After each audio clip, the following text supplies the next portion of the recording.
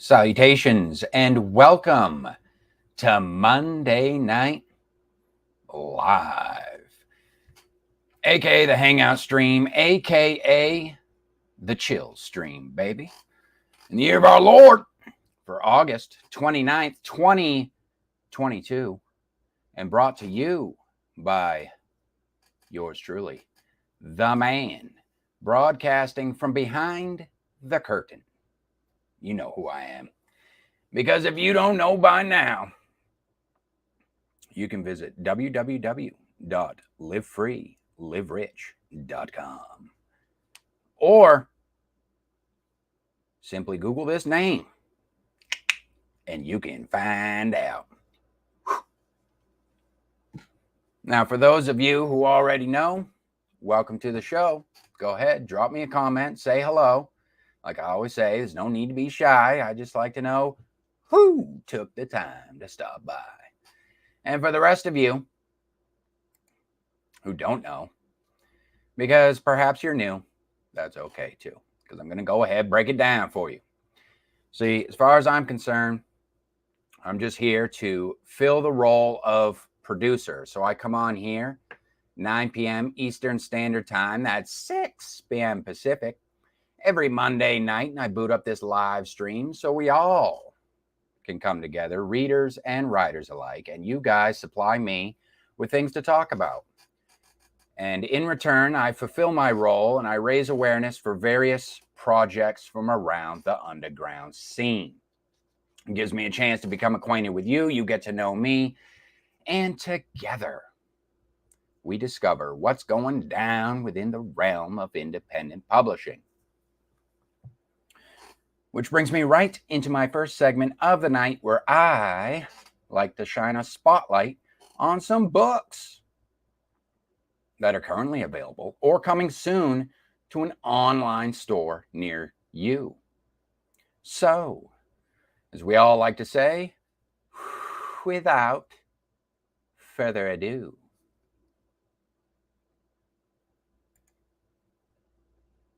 who's in the house tonight? This first one comes from Frankel. I think this is either his third or fourth installment on the live stream. Frankel. Oh, hi there. Are you new? I don't think I've seen you before.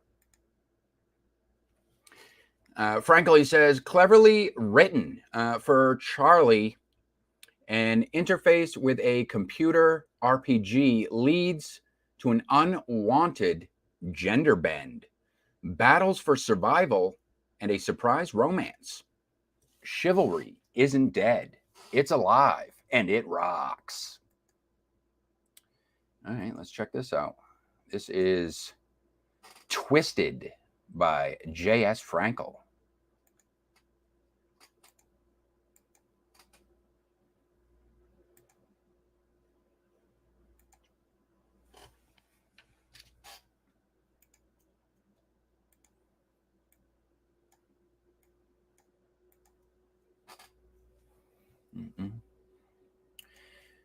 If you guys have a book on the market, that's all I need is the title of the book and the pen name of the author, or you can just go ahead, comment, share a link on any of my social medias.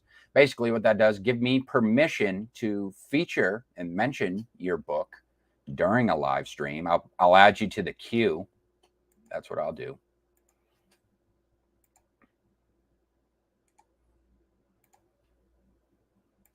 See if we can't raise some awareness for your book. All right.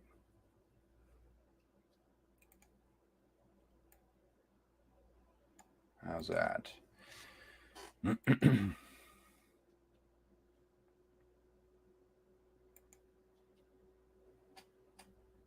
From Dale's, yes.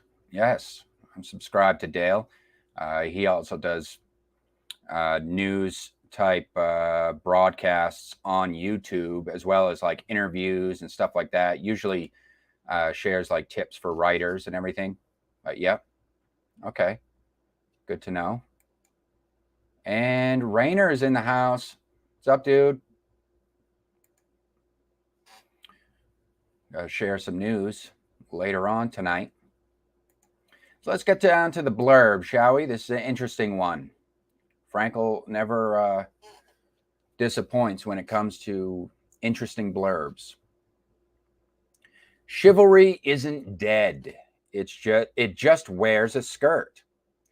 High schoolers Charlie Matthews, Martin Anderson, and Sharon Collins win a contest to play an interactive interfacing type of medieval game as the avatars of their favorite characters.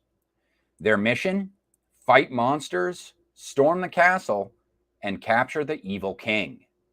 Things go terribly wrong, though, when Charlie wakes up as Angela of Avernon, the lead female character in the game. While she appears to be the most powerful avatar around, he also finds out that they've been infected with a virus that will kill them outside the game.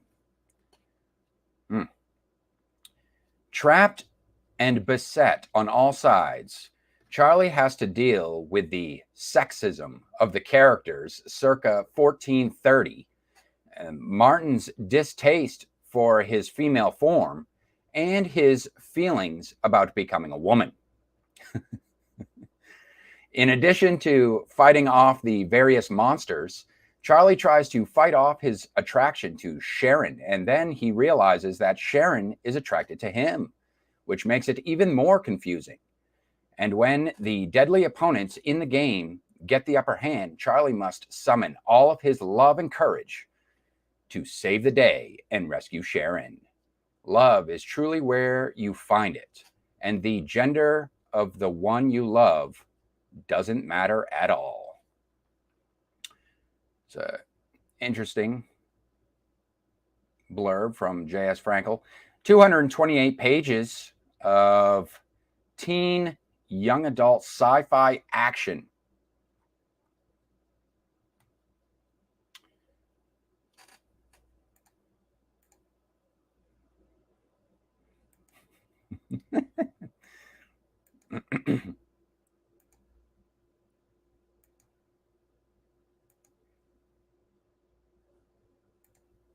Almost bonkers, if you will. Let's see what else we got here. Let's dip back into the pool and see what we got. Dip into the queue. We have another from Twitter. Now, this can be from Twitter. What I usually do is I'll do like a writer's lift. About like 3 times a week, you can jump in on one of those, or you can just leave a comment on any of my live stream videos and mention your work that way. Another one from Twitter from Mark Schorr, just shares his link.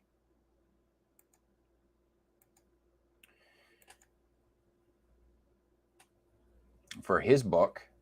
This one is The Mastermind by Mark Schorr.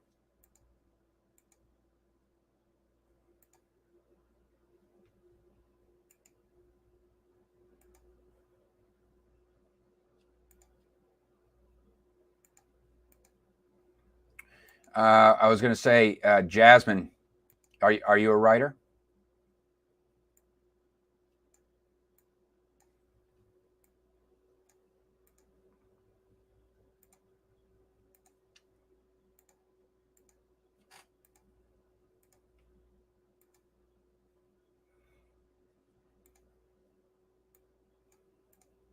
Okay. The Mastermind.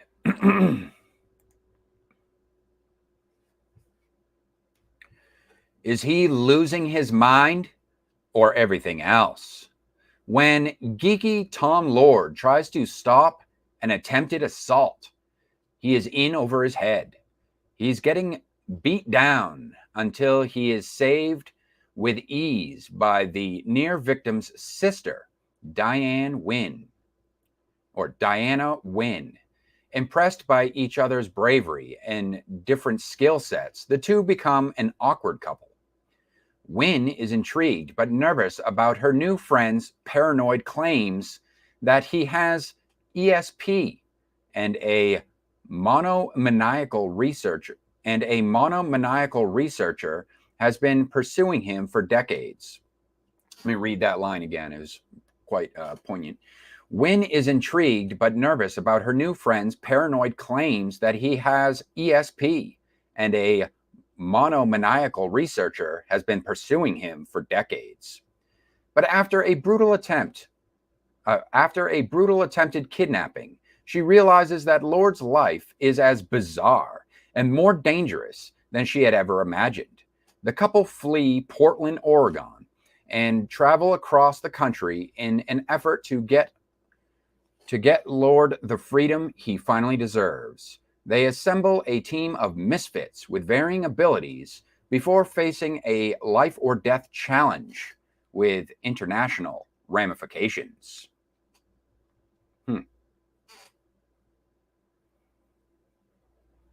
Perhaps more of a psychological thriller. The Mastermind by Mark Schorr. 370 pages, categorized under superhero science fiction, crime fiction. It is under thrillers as well, so I was pretty close.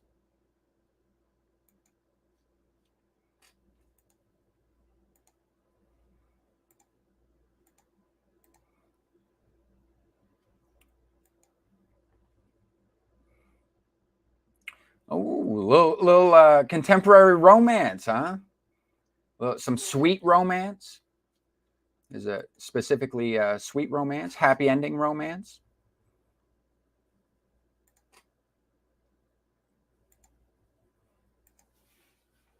I will admit, I have yet to dive into the genre. My reading habits tend to lean a little bit more towards the darker side, the dark and brooding side of fiction. However, I do like, I am not afraid to read a little bit of anything. I'm not, there's nothing that is off. In other words, there's nothing that's off the table as far as I'm concerned.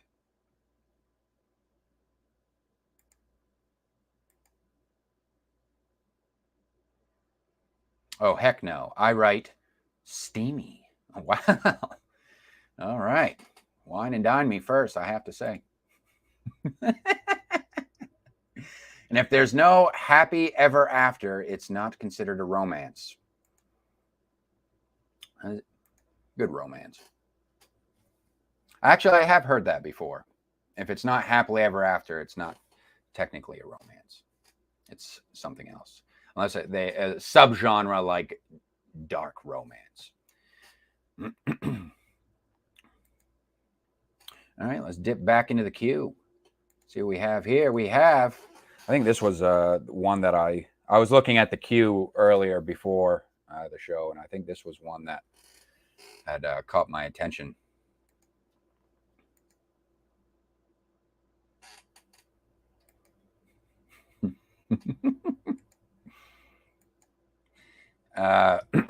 So from Danny Erhardt,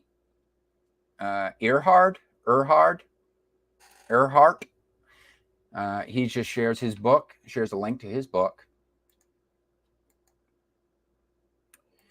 It is The Theory of Evolution is a Joke by Danny Erhardt.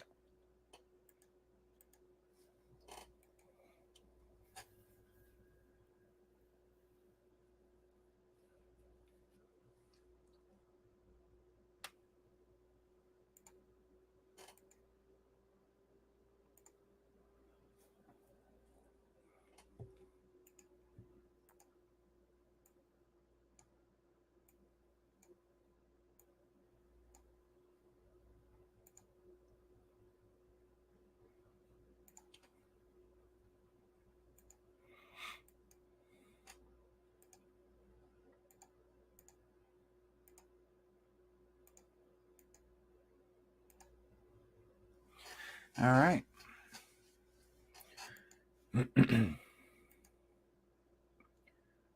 So, The Theory of Evolution is a Joke by Danny Erhardt. I hope I'm pronouncing that properly. Danny Erhardt, a mild-mannered reporter for a great metropolitan newspaper, has sought the truth and, fortuitously, found it. You can too. If you seek it with all your heart, if you love the truth more than the opinions and conclusions that are already in your head, the lies of Satan, the great deceiver who goes forth to deceive the whole world, cover this earth like a blanket, and people believe whatever they are taught. Evolution is one of them. What lies have you been taught? Have you learned to hold dear? Danny is father to a half dozen boys and girls, and grandfather to a little more than half a dozen. Perhaps a half dozen more. If you have any unintelligent criticisms or thoughtless attacks on the truth to share, please send them to our complaint department administrator, Mrs. Helen Waite. I think that's a play on words there. Go to her if you feel the need to vent any or all of the evolutionary indoctrinated lies that we were all fed and that unfortunately too many still believe. Also, if anyone is offended by any or all of the accurate scientific truths and realities imparted here, then please bang your face against your bathroom mirror for about a half an hour and then hide under your mommy's bed for a couple of weeks. This should help. Well, thank you so much for picking up a copy of this book or considering doing the same. It's called The Truth. And may God, you know, the actual creator of all this, richly bless you and yours. Wow. Some very, a very bold and, might I say, what do you guys think? What do you guys think of that blurb? Bold and full of conviction. I will say that much. A blurb that is full of conviction, that is for sure. And I will say that it actually does interest me quite a bit. And I will be adding that to my TBR list. It is quite a provocative type blurb.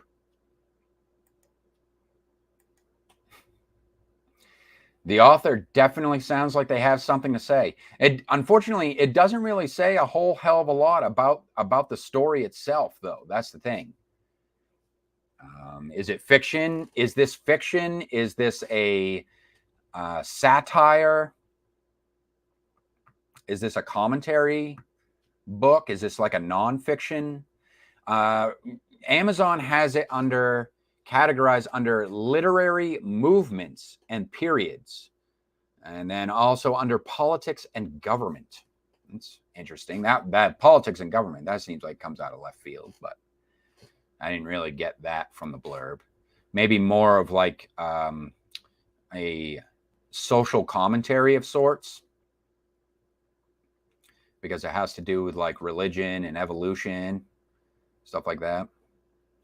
But definitely provocative. I'll give it that much.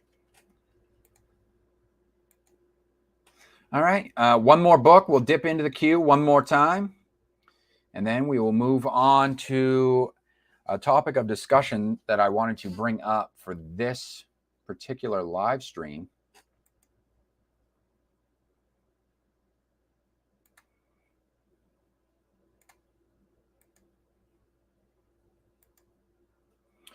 All right. This one comes from Nicola Jonesy. Their book, Lolo Apollo. I'm Afraid of Americans. It's a queer anti-CIA fairy tale for the still mad about MK Ultra crowd. An immortal CIA agent thinks he's found his peace in the arms of a handsome young priest. But the forces of deep crazy evil have other plans. Gay. This is Lolo Apollo. I'm Afraid of Americans by Nicola Jonesy. I think this one had a long blurb.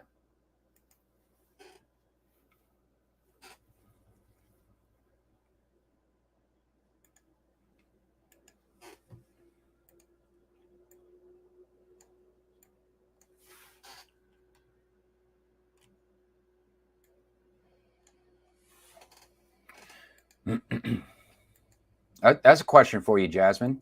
What kind of romance? I guess I didn't specify. Maybe I shouldn't assume, huh? What kind of romance do you write? You write straight romance? You write straight romance? You into that queer stuff?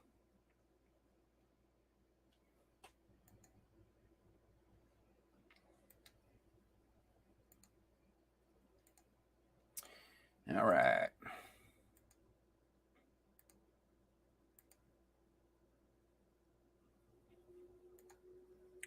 Not obligated to answer. Let's go with the blurb. Dracula. Hold on.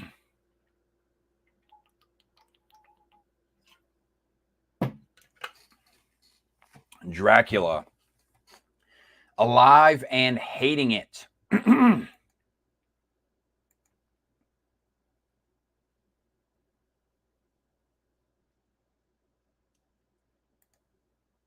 Here's the blurb.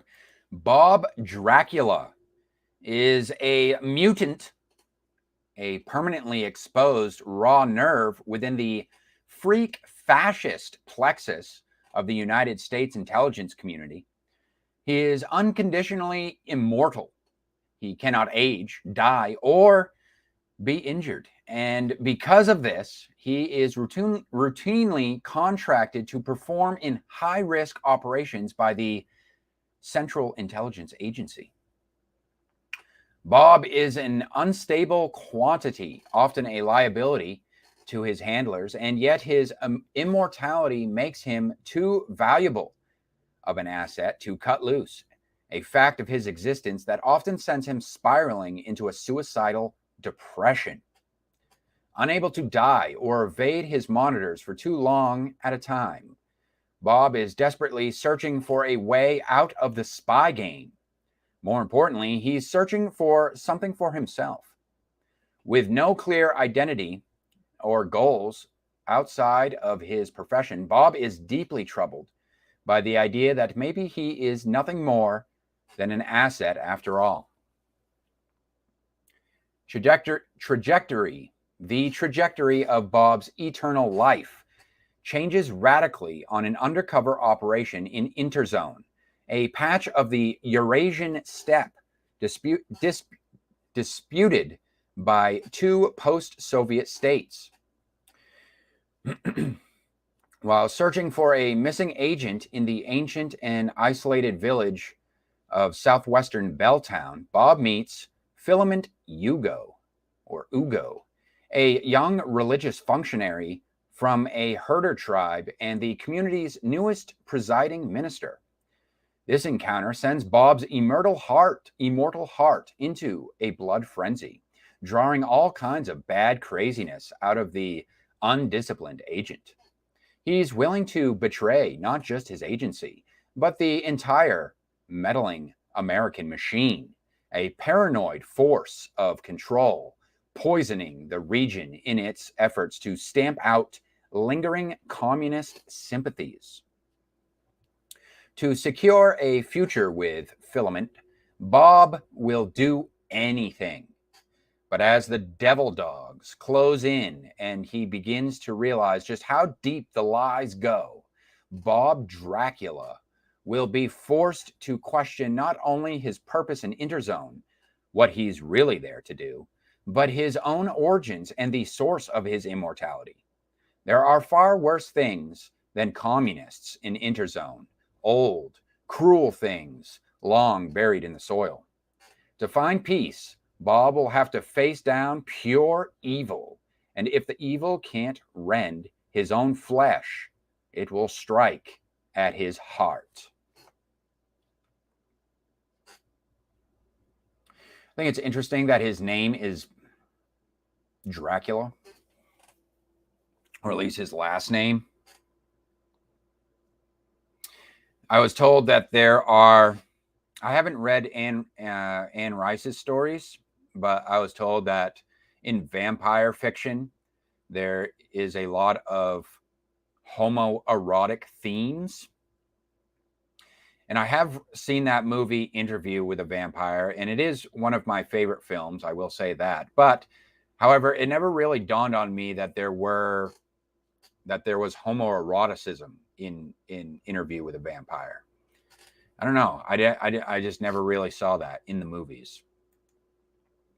I always just thought that they were just two guys, and they were just like, there was like it was more about a friendship type of deal. It was a different kind of love, not a type of love in like a sexual kind of way. But even in Dracula, though, Dracula, I don't really see Dracula. Dracula is definitely not a homoerotic type of story. Maybe the idea of just vampires in general, but I don't really see that either. And in the Lost Boys too, which the Lost Boys I found out, which I actually did not know, but the Lost Boys is actually kind of like the movie that is like a Peter Pan reference. It's a Peter Pan story about never wanting to grow up, which I thought that was a cool little revelation made about that film. But Dracula is just, to me, Dracula is more of a gothic love story, a straight gothic love story. Right. Okay. You hire sensitivity readers for that. And that's it. That's it for the books for this week.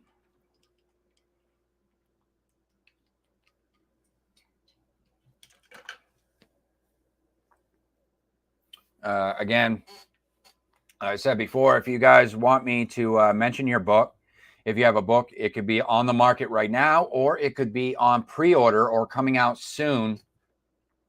Actually, it doesn't even necessarily have to be coming out soon. I had a book trailer, no videos for this live stream, but I will say that I do have quite a bit of books in my queue right now as far as reading the blurbs go. But if you have made a book trailer for any of your novels, I would suggest, and you say you have them uploaded on YouTube, I would suggest sharing links to those if you want to jump ahead in the queue, because as of right now, I have no videos in the queue whatsoever. Some other things, so book trailers would be great because usually they're only about a minute, couple minute, maybe a few minutes long. So I could do multiple book trailers in one stream, and that would be great to do that, have a whole segment where I'm watching and reacting to book trailers. I think that would be fun. But some other types of videos that you could share is if you read your own poetry and you upload that online, I can play those and I can give your channel a plug that way. I could feature one of your videos. That way people can kind of get a taste of what it is, and you can kind of get my reaction to it, my commentary on it, or just kind of get my first impressions. And then I can link your channel and tag you in the stream. Some other things would be like if you're a comedian and you write skits and sketches or do stand-up routines, that would be cool. I'd do something like I'd feature something like that. You have a web series online. We've featured web series on the show before. That's always fun. I would say preferably if the videos, I can feature it. There's really no time limit. I try to keep the streams to about an hour in length. But I mean, if I go upwards of like 2 hours, that's no big deal. but preferably videos that are around 10 to 15 minutes tops. 20 minutes to a half hour wouldn't be bad, but that would just make the stream a little bit longer than I would typically want. But once in a while, featuring a video like that wouldn't be bad. But in general, I would like to have more videos. And anytime you tag me in a video too. So this could be like tag videos. If you do Booktube or Authortube and you tag me in a video, this could be reacting. You either reacting, doing like, say, if you're reviewing any of my work specifically, I could feature that. Like if you do like a review or a critique or anything like that, I could review something like, and you do like an editorial type video, I could feature that, give your channel a plug that way, regardless of your opinions. Like I said in the last stream, if you're critiquing my work and you thought it was crap, or if you're just roasting my ass in a video, I might subject myself to that during a live stream, and you could see me get red in the face, all in the name of entertainment for my viewers. But in all seriousness, this is an opportunity for you guys as creators, because I know that to put yourself out there in front of a camera is not something that makes a lot of people, that not a lot of people are comfortable with the idea of doing that. So even if you don't, there are other means of being featured on the live stream, and we will get to that in a bit. And a new one that I want to have, say if you don't have a problem with being on camera, but you just don't have the time to run your own YouTube channel, or if you do have a YouTube channel and you would like to get a plug in a different way, I want to talk about how you could be my guest co-host for an episode of Monday Night Live.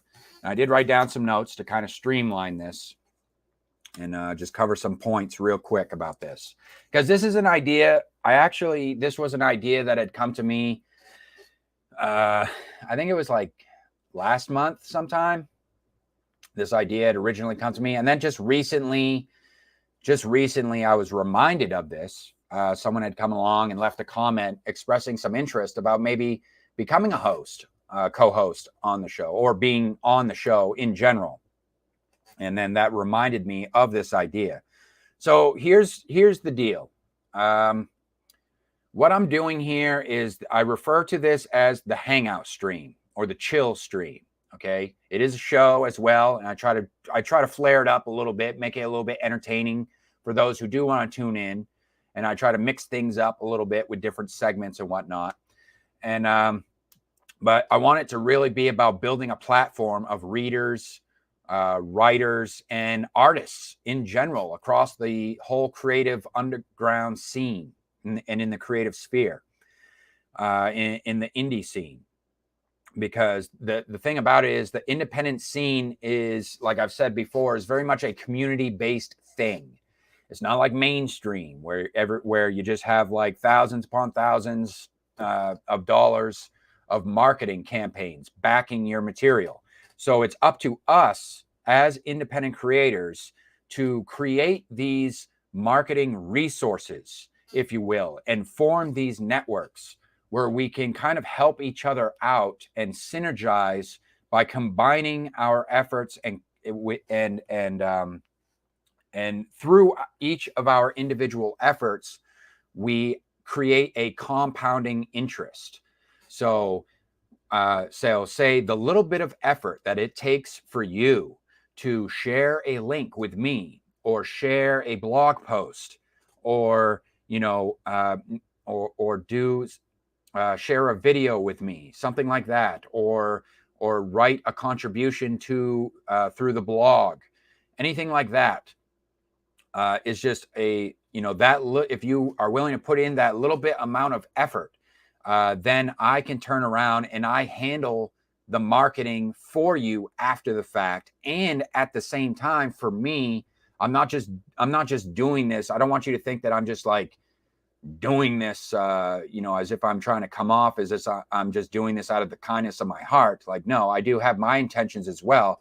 And And I've been very transparent about that from the get-go, that my intentions here is to network, and I'm doing this because I want to build an audience, because I want to interact with my peers. I'm not so much worried about the numbers, like the amount of subscribers I have, or the amount of eyeballs I'm getting specifically on each and every single stream, as much as I am with engagement and building a familiarity with my peers in a productive way. So in other words, I don't want to just do like a superficial, I don't want it to just be this superficial thing where it's like, okay, yeah, you're coming on. Yeah, we're just interacting and we're just going through the motions, and it doesn't really, it's just a very surface level, superficial thing. That's not what I'm trying to do here. I really genuinely am trying to build a network of creators so that we can benefit off each other's own individual efforts. So becoming a guest co-host is another idea that I had a while back. And I think that the way that I can do this so that it's helpful, not only to me, and maybe build some traction on the channel here, but also helpful for my guests as well. Say, like I said, if you don't have the time to build your own YouTube channel, but you've always been curious about maybe coming on to a live stream and you get a chance to kind of, have your voice heard, this could be an opportunity. Now, I'll tell you this much. Since this is the hangout stream, or the chill stream, as I call it, I have absolutely no interest in trying to do some sort of formal interview with you, as if this is the late night show or something like that. That's really not my style. I'm very much a fly by the seat of my pants kind of guy, and I'd rather just like have you come on and this be a initiation process, if you will. So I have the process here. So basically how this is going to work is you're going to come on, and instead of being just my guest and I interview you, you'll come on and you're going to co-host a show with me.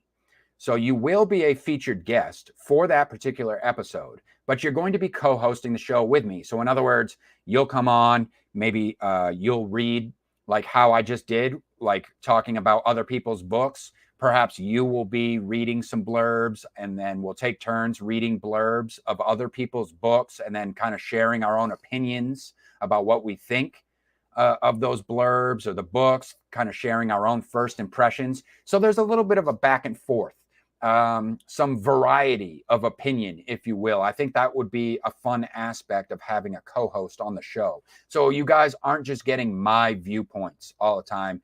And maybe I have a host that has, I get hosts that have varying viewpoints on things, and I think that would be an interesting dynamic to add to a show.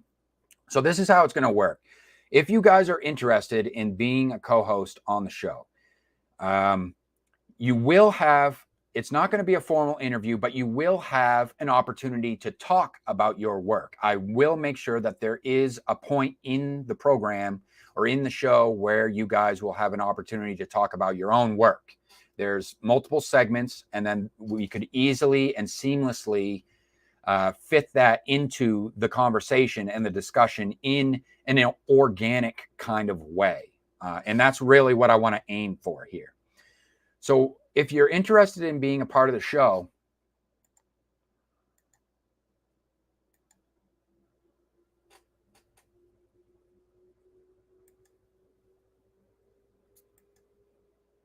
it's on the table, Rainer. Yeah. It's on the table. Here's the process. Okay. So here's the process. And because and this is another thing, is it's not just, I'm going to talk about who is eligible of being, because this is not just something that I'm saying that I'm doing as a favor for, just people that I am acquainted with online. I want to extend this to basically anybody that is in the creative sphere, but I will elaborate on that in just a second. So here's the process. Let me break it down real quick. So I would like for you guys to make first contact. That's the thing. I'm not going to be having the time, and I don't think that it's a good use of my time to be going around and saying, hey, and reaching out to a bunch of different people. I'm not never say never that I won't do that, but I would say go ahead, and if you have an interest, just make first contact. And I will leave a link. I have a new section in the description down below for becoming a guest co-host. So make first contact, email me. So I need an email address. We need to make first contact through email, and then that will give me a chance to add you to my contacts list. And then I can also formally, we can have a correspondence, and we can schedule a time that will work for you and for me in the future, and get you in the books. So it can be, I got you in the books. And then if anything comes up, of course, this is all voluntary. I want to make that clear up front. This is all voluntary. There's no contracts involved. You're not obligated to do anything. So even if you pull out last minute and you can't make the stream, no big deal. I wanted to make it very clear up front that there's no pressure here. Okay, this is completely voluntary. Like I've said from the get-go, I do this for you guys. And this is my opportunity to get to know my peers. And this is just another way that we can do this. And now also, when you make initial contact, so I can get an email address, add you to my contacts list, and then we can get you in the schedule. And then also, what would be helpful for future reference is if you have a Twitter account. I suppose we could do Instagram as well, but some form of social media, whether it be Twitter, Instagram. No one really uses Facebook anymore. I do have Facebook. So if you do have a Facebook, we could do that as well. But it's just so much quicker to just use Twitter. Just some form of social media where I can send you a direct message. And now the purpose of sending you the direct message is just to quickly have a quick means by which I can send you a link to get into the stream, because as I will elaborate here further. So then the next step, so after you make initial contact, we'll get you scheduled for a live stream. And then after that, we're going to feature you. You're going to have your own featured stream. So where like your name is in the title card of the stream. So you will be the featured guest on the stream. And this will be like your initiation, what I'm dubbing your initiation into the Live Free, Live Rich network. So basically, this is what this is going to do. The purpose of this initial stream is going to do is twofold. It's going to give you the spotlight for one. So I do you a service that way. I give you the spotlight. You get your own dedicated stream. And then you go through, and then it gives me a chance to brief you on the logistics of how the show is going to work. And then also it kind of it serves as like an icebreaker for me. So, because like I say, I may be dealing with strangers here. People, I'm not afraid to talk to strangers. That's just it. I'm not afraid to interact with people that I've never interacted with before online. But this is why I want to kind of have this. I've been trying to think about a means or a way that I can do that without it being too weird or too awkward. And I think that this is probably the best approach for now. I'm sure maybe there will be, if there's any issues, we can work out the kinks later. But I think that this would be a good way to serve as an icebreaker and give people the spotlight for their own stream, and also serve as like an initiation process to the Live Free, Live Rich network, where I can add you to my contacts officially. And then, because what that will do is from that point moving forward, once you've been officially initiated, okay, into the Live Free, Live Rich network, what I'll do from that point forward is anytime I'm live streaming, anytime I'm doing a Monday night live, and there's no featured guest. In other words, it's just a regular stream. you guys can hop in the chat. And if you've been a featured guest before and you're on my contacts, then you can just message me in the chat, say, hey, I'm here. Can you put me on? So if you want to just hop into the stream, that's why I call it the Hangout stream.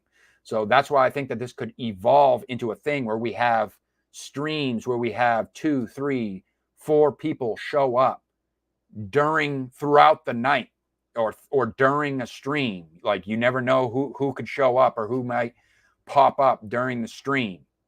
And you can just pop into the stream. You wouldn't necessarily be considered a co-host at that point. I mean, you could if you wanted to, if you want to feel like participating.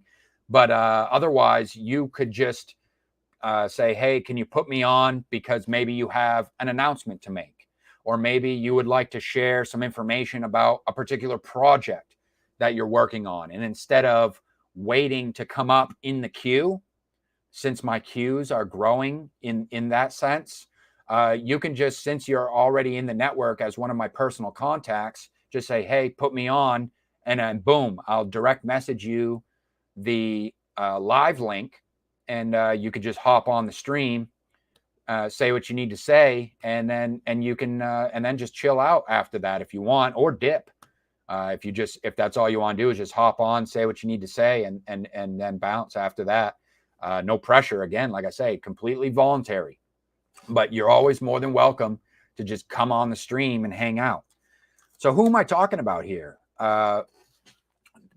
First and foremost, I'm definitely want to give a shout out to my writers and authors out there. My writers and authors out there, you know who you are. If you want to come on, now is your chance. Get in on this while the getting's good, and get in on the ground floor, if you know what I mean, and jump in on this. Also, it's not just limited to Authortube or the writing community specifically, but if you're an artist in general, an illustrator, whether you do book covers or you're a comic book artist, or you are just like a painter or anything like that, and you put art online in that way, and you have, like, say, your own website that you'd want to plug or something like that, or I got some more as well. I'm cool with that, artists. But also, this isn't just for artists and writers, but I would say Booktube as well. So if you're on Booktube and you run a channel, and you are you just refer to yourself as a content creator on YouTube, and you have a channel that you would like to plug, I'm open to the idea of having other content creators as a co-host. Now, one thing I'm in limbo about is whether or not I would have hobbyists or people who do like crafts, like handmade crafts. I'm not opposed to the idea. I could see how it goes. I guess the only thing that maybe you would have to plug is, say, if you have an Etsy shop. If you have an Etsy shop and you have handmade crafts and you sell that through an Etsy store, maybe that would be a reason to come on to the live stream. I'm open to the concept. But also this also doesn't have to be limited to just reading and writing and handmade crafts, but also, say, if you do indie video games, you're an indie video game developer. I think that would be fascinating to have an indie video game developer on the stream, or indie films. The reason why I want to say that is because that one I am personally interested in making some contacts in the industry of indie films. People who are involved with creating indie films, no matter what your involvement is in the process, I would like to have a conversation with you. So if you're an indie film, please consider coming on to the show and being my guest co-host for an episode, and we can have a conversation about indie film. That would be fascinating, and I think that I would have that would be an opportunity for me, if not also for you, to learn something about that process and that or that craft, I should say. And that's it. I mean, that's all I got to say about that. You guys can let me know what you think. I'm closing in on an hour here, so I think that just about covered everything. But I'll be bringing it up in less detail on future streams, anyways, to try to generate some interest. Moving on. If you just want to share the links, talking about being added to the queue, LFLR network is on Discord. So just go ahead. The Discord link is down in the description below. Just do yourself a favor. If you are a creator of any sort, just go ahead, join the Discord. There's no expectations of you. You don't have to engage in idle chat or anything, or small talk or anything like that. You can just, if you just want to go on there, and literally just use it as a resource for sharing your links, I'm down with that. In fact, that is why, for the most part, I created the Discord. Not only to just share my stuff, but to see what other people are sharing. And what this will do, I think, is kind of save me on the process of verifying everything and keeping receipts, if you will, because then instead of taking snapshots or screenshots of everybody who requests something on Twitter or social media, I can just hop on the Discord and just check out the channels, the different channels that we have, and see what people are posting in there. And boom, I can just do it like that. That would save me some time, and you guys can just take advantage of the fact that you don't have to necessarily pay attention to what I'm posting on social media, but just be a part of the Discord and use it as a tool, if you will. And so writing, talk a little bit more about writing and sharing your work.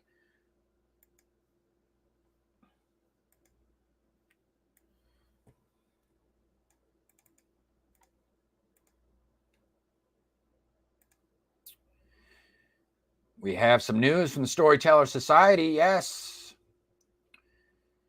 Rainer, actually from, should I say, we have something new to investigate at the Hotel del SS coming out of room 35. A new entry. I will leave a link down below in post-production from room 35. Something new for you guys to check out from the story at the Hotel del SS from the Storytellers Society. Yes, the Hotel del SS, where all the members of the Storytellers Society stay. What this is an opportunity for you writers out there to expand your creative portfolio in this collaborative project that I have started. And we're looking for flash fiction that is roughly 1,500 words in length, but it could be as short as 500 words, but no longer than 2,000 words. And you can submit that. Go to livefreeliverich.com. Yes, sir. Go to livefreeliverich.com, click on the network tab, and in the network section, you will see the writer submission box. You just go ahead, click on that. You'll get all the details you need to know about how to get involved on this project. Now, this, I will say that what this will do, this is just like I was talking about before, it's just another way for you to gain some recognition for your work, for your brand, for your name as a writer. And I handle all the marketing, and it's just a means of you help me and I help you type of deal here. And this is only the first phase. This is just something that I started this year in an effort to try and network and connect with my peers in the writing community. And what I mean by this is just the first phase of this, is that I see this down the road evolving into something bigger. So the idea for now, I'm just trying to generate some interest. We'll see how many writers we can get involved and how many members of the Storytellers Society I can get going. I may cap it at some point in time. In other words, there may come a time where there are no vacancies, if you will, at the Hotel del SS. So get in while the getting is good, while submissions are still open and they're not because they may be invite only at some point in time. I might cut it off. I don't know yet. So like I say, it's still in its infancy stage. And the next phase, I may bring it to develop it into a web series. Like I said before, how I was interested in making contacts in indie film. Who knows the direction I may take this, but I know that this is only the first phase, and I would like to develop it later on into something that is bigger. But it will still very much be a collaborative project that I will be involving everybody and anybody who has taken the time to make contributions and would like to be a part of the bigger picture as well.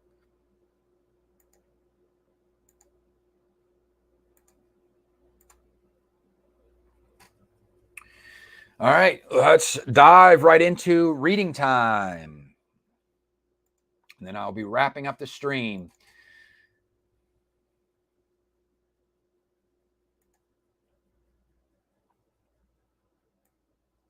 So reading time, same thing pretty much with videos, with video requests. If you have a blog that you would like to get some recognition for, or if you have, it doesn't have to be your own blog. It could also be third-party website like a Kindle Vella. You want to generate some attention for your Kindle Vella. You want to generate attention for your Wattpad, Royal Roads, anything like that. You can suggest a piece that you have published on your platform, and I will read that during a live stream. This can be editorials.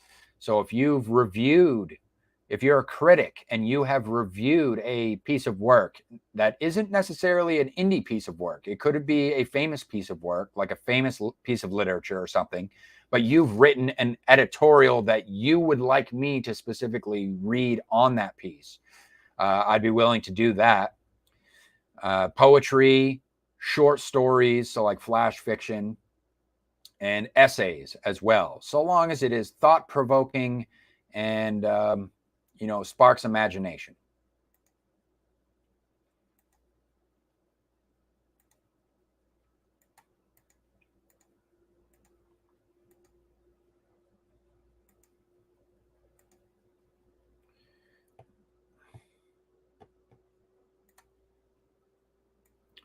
So what we have for this stream, I think we have two. Let's do a quick one. We got one quick one here. This one's just poetry from Twitter, directly on their Twitter, from the Bulletproof Poet. He's been on here before. I've covered his poetry books. I think a couple of them, actually. This one's just poetry directly from his Twitter, entitled Unity. Elder gods burrowing beneath your sanity, bringing the unconscious to consciousness.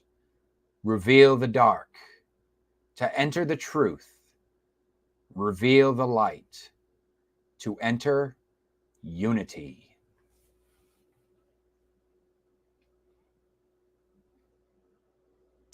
Sounds like a poem about duality. That's what that sounds like. The whole of duality.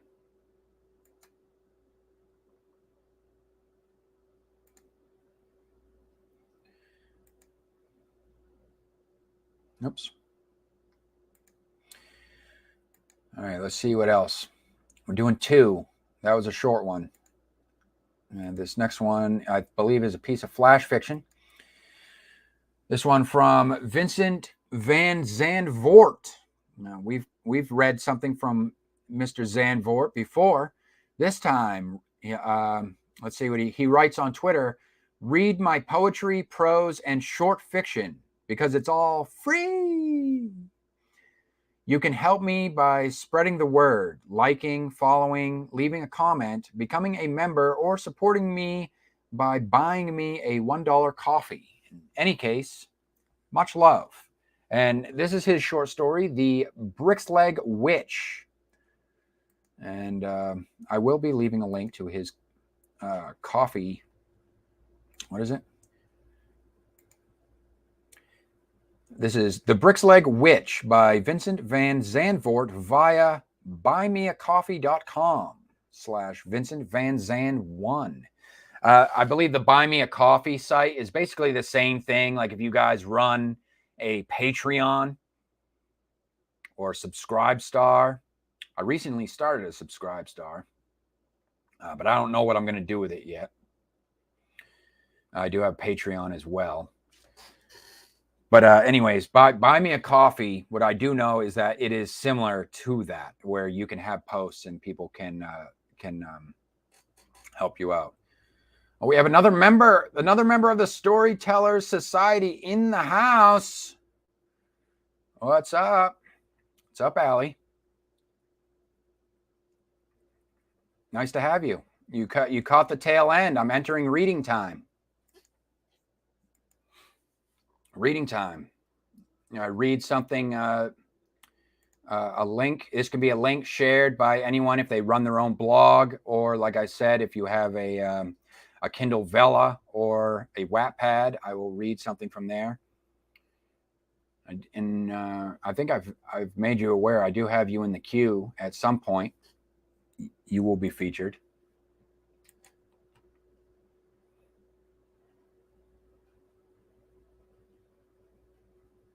You'll have to go back and watch. I was talking about guest co-hosts as well. You're out, Rainer. Peace out, brother. Appreciate you.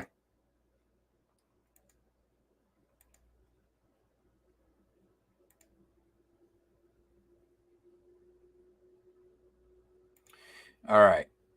So The Brixleg Witch by Vincent Van Zandvoort. The house. Outback, Austria. There's an ice-cold chill inside the somewhat isolated house in the village near Brixleg. A ghostly old female figure floats around in the hall of the upper floor. Pale white face, black eyes, bluish skin. Her body is covert solely by long black hair. Although her feet never touch the floor, the coldness she carries makes every board of the wooden floor creak as she slowly passes by. In the bathroom, an old man slams the door shut and screams, "Leave me alone!" as she rushes towards him. He barricades himself by placing both hands on the door until it gets so cold that his hands almost fall off.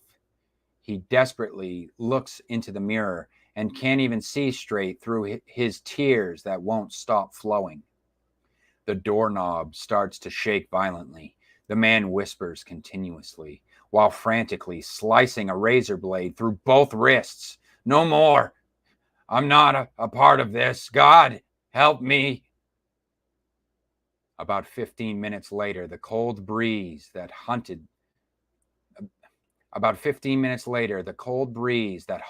the house for days disappears as the man collapses and his soul leaves his lifeless body in a pool of blood.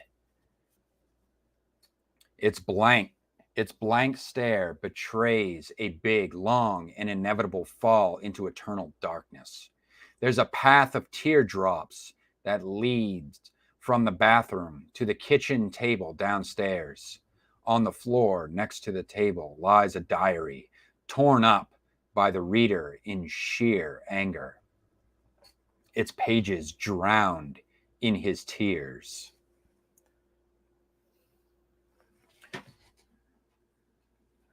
It's a nice, very compelling prologue, I have to say.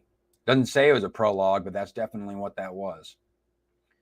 That's quality writing. A fresh start. Harold fell asleep on the train. He slowly opens his eyes. What do you guys think? What do you guys think about third person omniscient? I believe that's the POV of the writing, at least for the prologue. That's the POV of the writing. Harold fell asleep on the train. He slowly opens his eyes when a voice through the train's speaker penetrates unknown words in an unknown language into his ears. He sits up straight and wipes the condensation off the window with the sleeve of his black leather coat. He sees the Alps looming through the haze as the train enters the valley where the idyllic market town Brixleg lies. The legion of trees that climb the mountains are a tenth of a matchstick in distance, and it reminds Harold of moss on a tree stump, with a sight for sore eyes. Less than a week ago, he was sleeping at a shelter for the homeless. Some vivid imagery there. The best view he experienced there was the door to the bathroom. The best view he experienced there was the door to the bathroom. The light that came on and off, keeping him up pretty much the entire night, and the reek of fresh piss that blew in his face every time someone came out again. It would have bothered him today. But a week ago, he was just too happy to be warm and safe to notice anything negative. Now Harold's on his way to his own home in the Alps with money in his bank account and even more on his crypto account, enough to mindlessly live life for 2 lifetimes. A little smile captures the corners of his mouth as he wanders off to last Wednesday.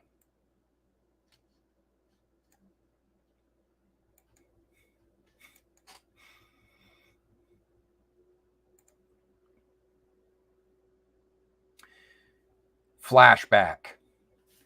Good afternoon, Mr. Harold Wagner. I am Bertrand Friedman, the notary of your late uncle, Herbert Wagner. First of all, allow me to offer my condolences before I inform you about his legacy. Harold shakes the notary's hand and sits down in an incredibly comfortable, thick cushioned chair. Thank you, Mr. Friedman. To be honest, I haven't seen my uncle since I was a little boy. The notary nods. I understand. However, I have news that might change your life for the better, sir. After the formalities are done, the notary hands Harold an envelope with the mnemonic phrase of the crypto account of his late uncle and an address of a vacation home in Alpach, Austria. Harold is 33 years old. 3 years ago, he tragically lost his wife, son, and daughter in a house fire. He ended up on the street after his business went bankrupt. He had a driving school, and one night he got a DUI, driving under the influence, lost his driver's license, his permit, and so his business. Although psychologically bankrupt,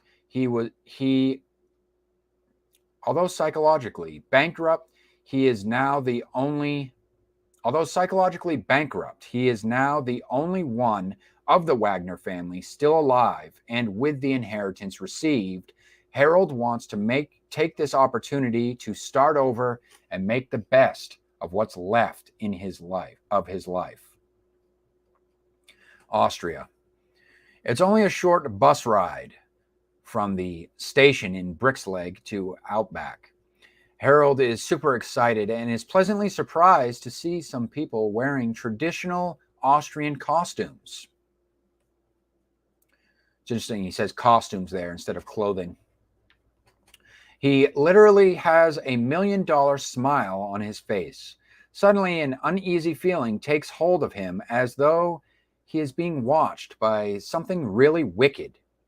He quickly passes it off as an old reflex from his street days, where he was never alone. You're never really alone on the street.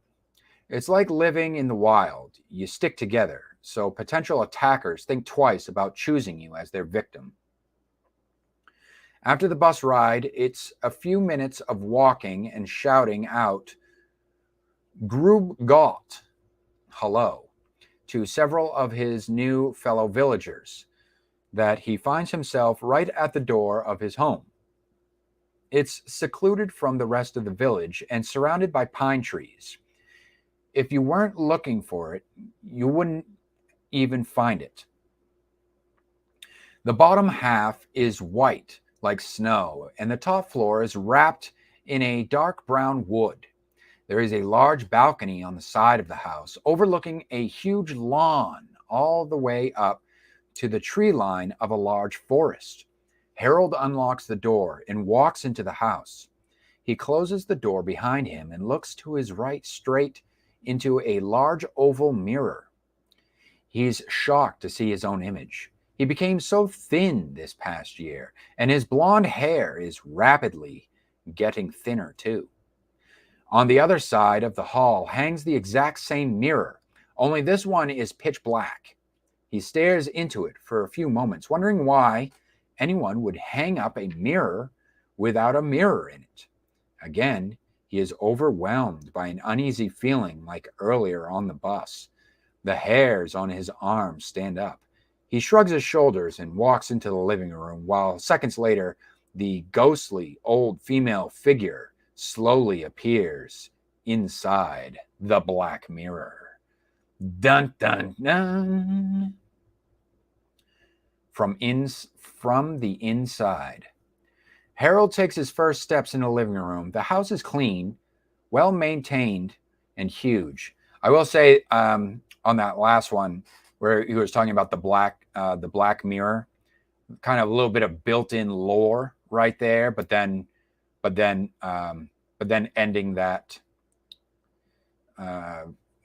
section by showing the witch, I guess, kind of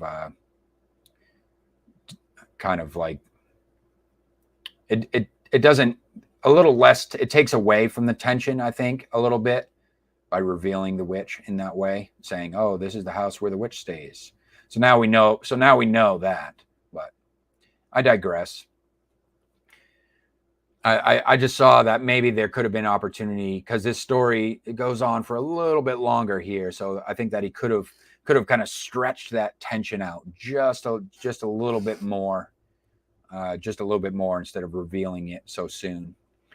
From the inside. Not to say that I know where he's going to take this story, but Harold takes his first steps in the living room. The house is clean, well-maintained, and huge. The furniture is downright modern. There's nothing inside the house that would remind you that you're in Austria. There are only two colors. The walls and the floor in every room, without exception, is red, and every piece of furniture is black. Someone was emo, huh? What was it? His uncle? His emo uncle? His estranged uncle? Pun intended. Emphasis on the strange. Harold thinks out loud. Well, this definitely is an awesome house. Oh my. It even has a sprinkler system. Is that fascinating? After unpacking and preparing a microwave dinner for himself, he sits on the couch in front of the TV with a beer, watching a lager festival, is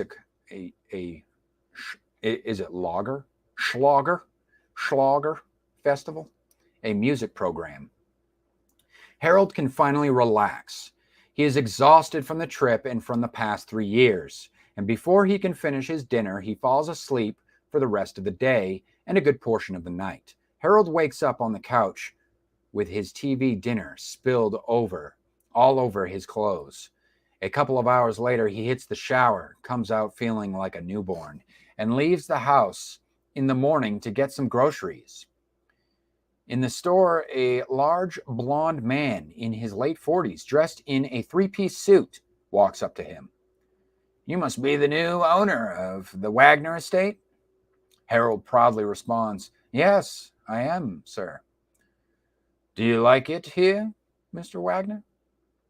Yes, I love it. People don't even lock their door when they leave. That's unthinkable where I come from. True, Mr. Wagner. We are a different bunch here. By the way, do you like what we did with the house, Mr. Wagner? What do you mean, sir?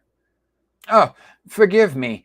I am Dieter Wiseman, the chairman of the Clara Hiller Foundation. The Hiller family makes sure that our streets are safe and our houses remain well maintained, all free of cost. Harold is pleasantly surprised to hear this. Why do they do this, if you don't mind me asking? Oh, it dates far back. Clara Hiller was a local girl in the year 1617. She fell, hit her head on a stone, and died instantly. Shortly after her death, the Hiller Foundation was established. Their goal was and is to keep everyone's stay in the village as safe and pleasant as possible. If you like to, you can donate. We accept Bitcoin and all major cryptocurrencies. Yeah, I'll think about it. Harold thanks Dieter for the history lesson and continues shopping. The bed trip. Harold walks out of the store and is struck by an incredible sadness. Out of nowhere, tears start rolling down his face. He's forced to put down his grocery bag, and he sits down on the sidewalk in the distance, out of everyone's sight. The ghostly old female is staring a hole in him. Harold doesn't understand what's happening and starts to panic. He can't breathe, lies on his back, crying his eyes out. People come running up to him, but Dieter Wiseman is the first to arrive. He helps Harold up. Come on, sir. Come on, sir. Come on.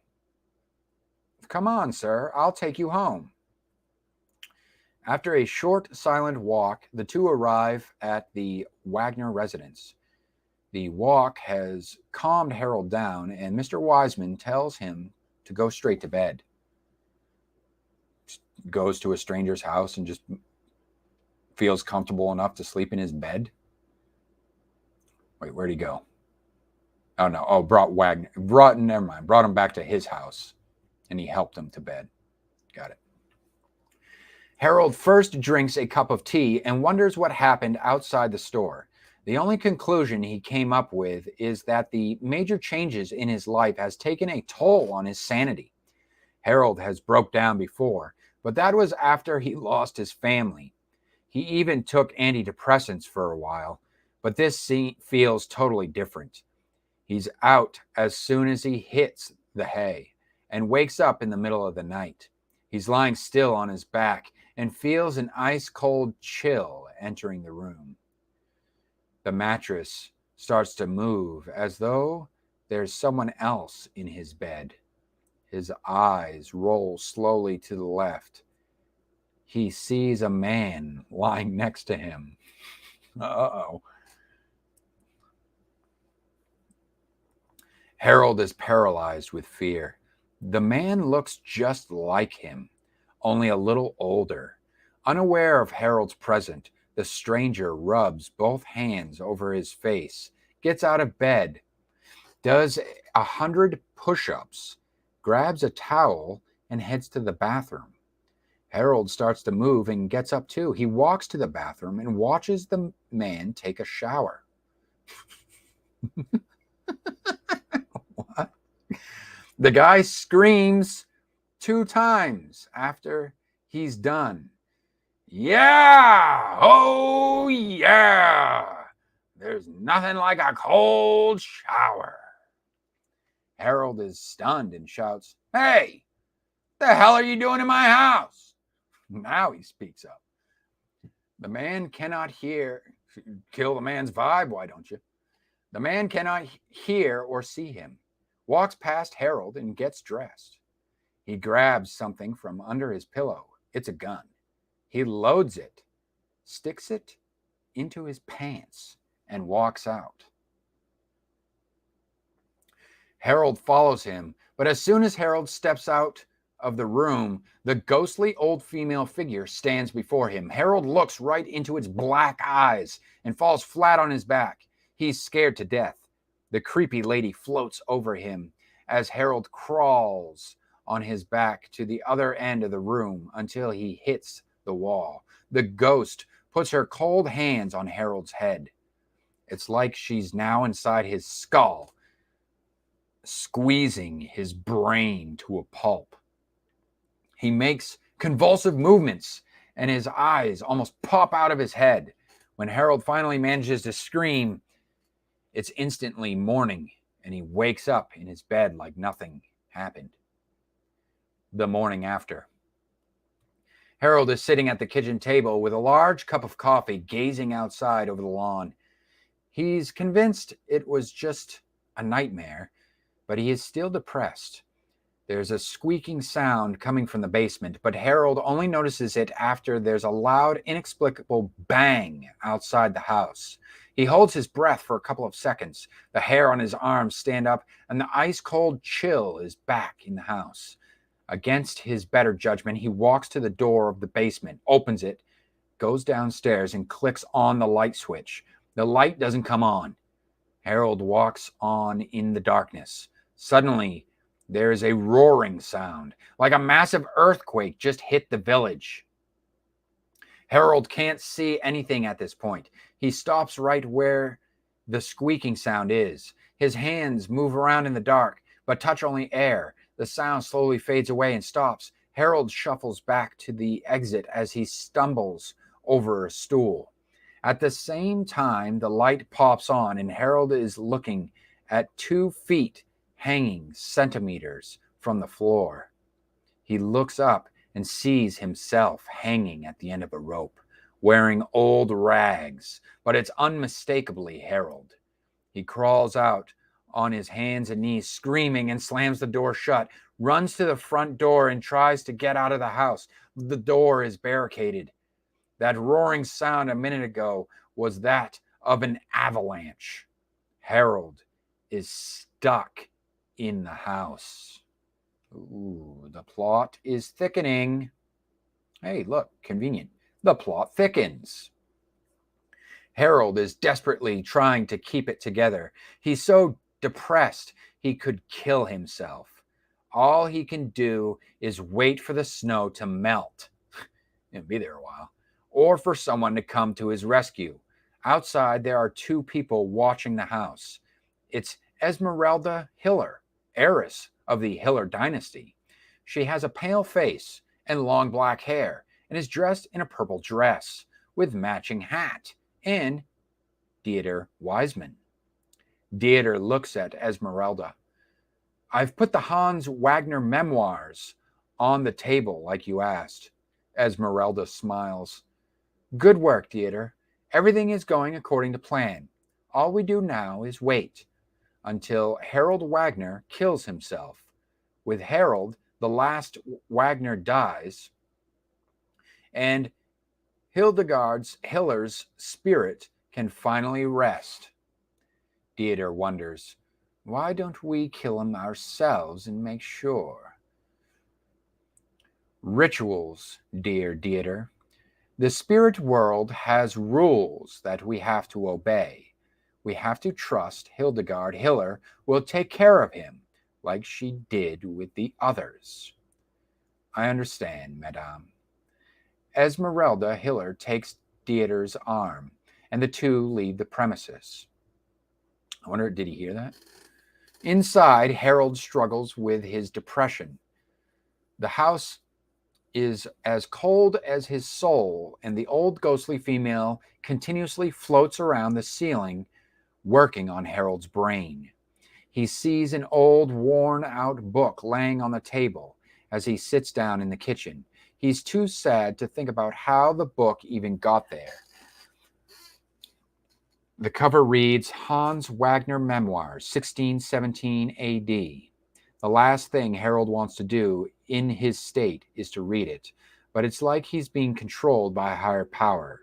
He opens up the book and starts reading. He reads the entire thing in one go in a zombie-like state and passes out right after he's done reading it. So a little bit of POV switch there. Not so much POV switch, I suppose. I don't know. It's kind of it does sound like it's written in a solid omniscient third person POV.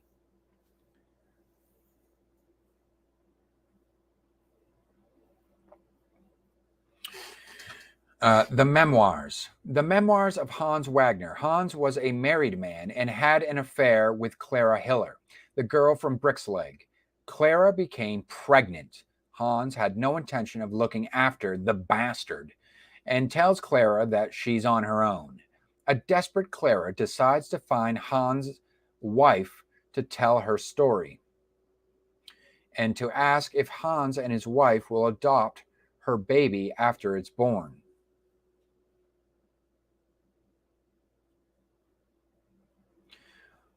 On the way over, she slips, hits her head on a stone, breaks her neck, and instantly dies. Everybody is convinced it was an accident except her mother, Hildegard Hiller. Her mother was a famous witch, and if she hadn't come from an incredibly wealthy family, she would have been burned at the stake for sure. Be that as it may, she didn't trust Hans and was convinced that she killed her daughter. So she holds a black mass in front of the Wagner mansion, puts a curse on Hans Wagner and all his descendants. The curse is that Hans Wagner will enter into a deep depression until he takes his own life, and any descendant that will enter the house from that day forward will await the same fate. Talk about holding a grudge, huh? This is where the story ends because there is one page missing, but Harold has read enough to know he has to escape this horror show, that is, if he ever wakes up. The dream. Harold's in a deep sleep and lies with his head on the kitchen table with a wisp of drool running from his mouth. He's in a happier place, and his subconscious is loving every second of it. But it isn't long before a man puts his hand on Harold's shoulder. Harold looks up and recognizes him. It's the man with the gun that laid next to him in bed, and also the man hanging in his basement. The man introduces himself as Hans Wagner, his ancestor. Hans brings Harold two messages. You must burn down the house in order to lift the curse. And remember the loss of your family. Hans claps his hands and disappears. Harold wakes up at the kitchen table. The vivid dream is still with him. He has to find the solution before his depression comes back again. He repeats Hans' words in his head. Then it hits Harold, of course. Burn down the house. And that's why the Hiller family keeps the house in such good condition. That's why there's a sprinkler system in place. And that's why there's this freaky old hag floating around. This house is haunted. This house is haunted by Hildegard Hiller. The Hiller family wants me to kill myself because I'm a Wagner. Dieter, that snake, probably placed the book here himself. That's easy enough. No one locks their door in this area. Thank God I didn't donate. But what did Hans mean with remember the loss of my family? I do like how he's tying together all the plot points very succinctly here. If that's the correct word. He's not leaving any loose ends, I have to say. Harold doesn't get that last part and roams around the house trying to find a way out. He feels his head spinning as Tears start to well up again. Depression is coming. His only chance is upstairs, but the snow is too thick. He has to wait until it melts. This may take a while, and he now realizes no one will come to his rescue. He might starve before then. The next level. Harold is sitting upstairs, leaning against his bedroom door. He is lost in his own mind and can't find a way out. The stairs creak, and the ice-cold chill captures Harold's attention again. It's the witch.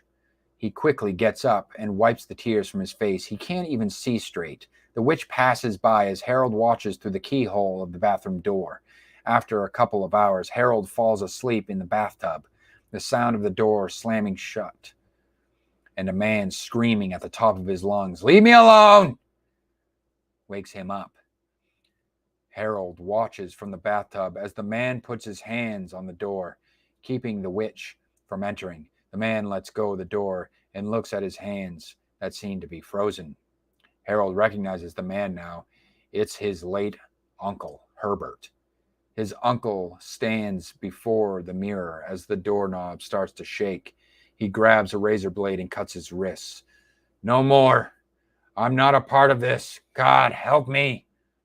Oh, it's the guy from the prologue. Harold wants to help his uncle, but it's just an illusion, a replay from another dimension meant to demoralize him. He can only watch as Herbert draws his last breath and dies on the bathroom floor. Then an icy female voice calls out, "Yeah, next, Harold Wagner," resulting in goosebumps all over Harold's body. He has to escape, but he's so tired from crying and fighting. He looks at the floor.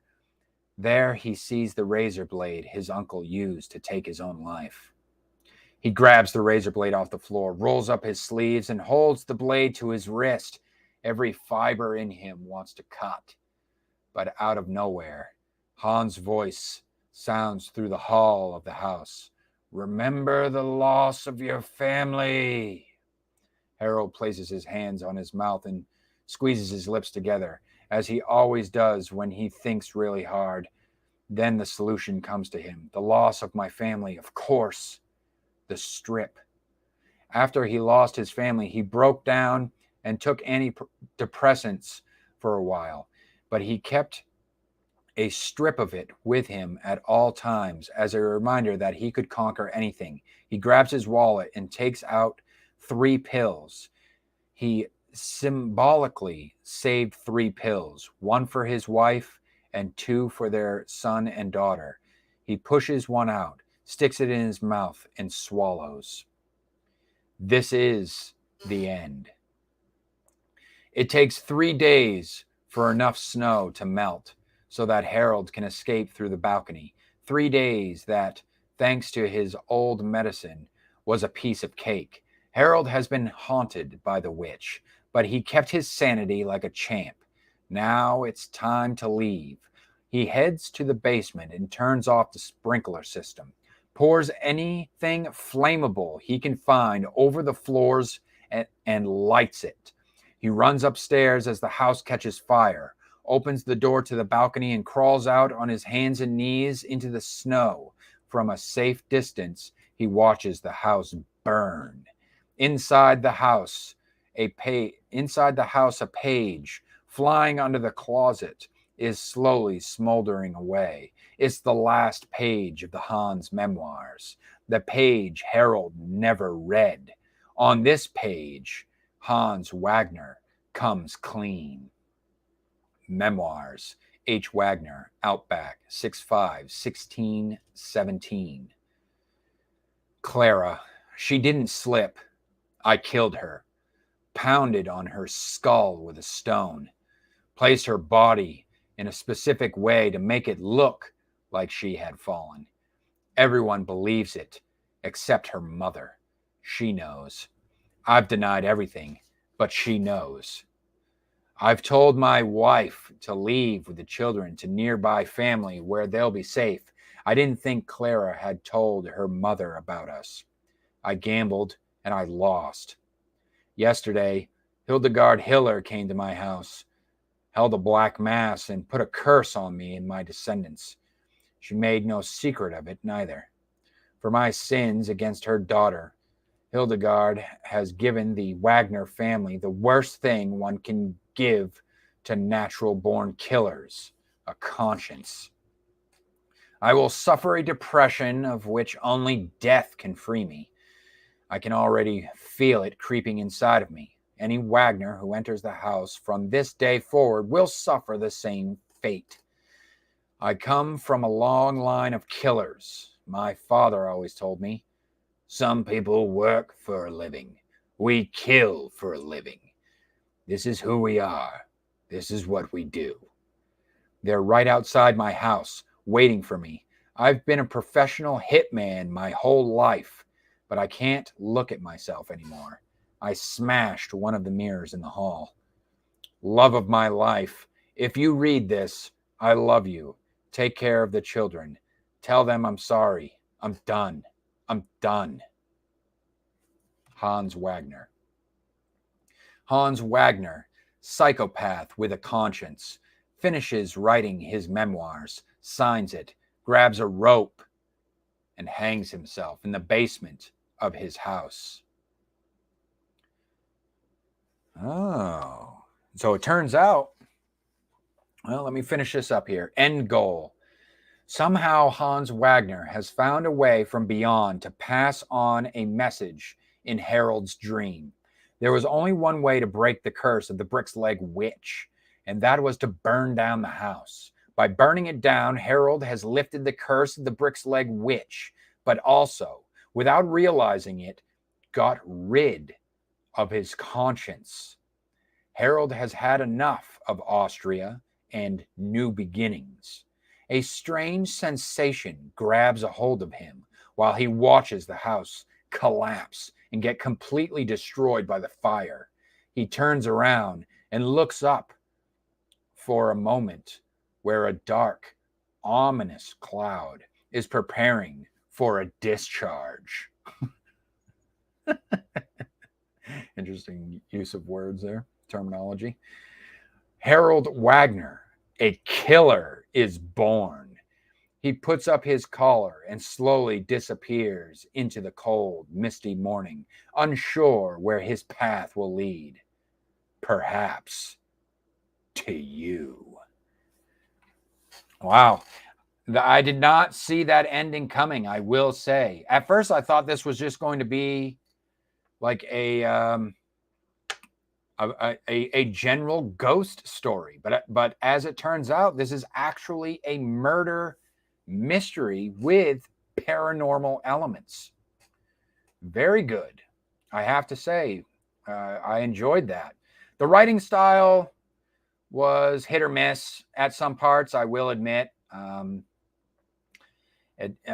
Some parts it worked better than others in terms of getting me immersed in the story. At some parts, it kind of felt as though I was reading a news article during it. Very like, this happened, this happened, this happened, this happened. Like just boom, boom, boom, boom, boom. And like not, the imagery. There was use of, there was some decent imagery in there as well. I think that in this like third person omniscient POV, perhaps a little bit more use of imagery. I think it could have benefited from that. But all in all, definitely I'd say that this was an entertaining read. Where I thought it was beginning to become a slog to get through, I will say, just when I thought that it was starting to become a slog to get through, the author did pull me back into the story with a new angle to look at. So, like I say, thought that it was just a general ghost story, and then turns into actually a mystery thriller, a whodunit mystery thriller, murder story. So, or crime story. Good job. And that's it for me this week for the live stream. I thank you, all of you who came by and hung out with me while we were live. For those of you watching on the replay, go ahead, drop me a comment down below. If you do drop me a thoughtful comment down below, I will cover your comment. It is possible, if it's relevant, that I will cover your comment in an upcoming stream. So don't worry if you missed it live, you're watching this on the replay, go ahead. You can leave me a comment down below, and I will address your comments. Other than that, I hope you guys have a wonderful week, and I will be here for you guys same time next week. Cheers.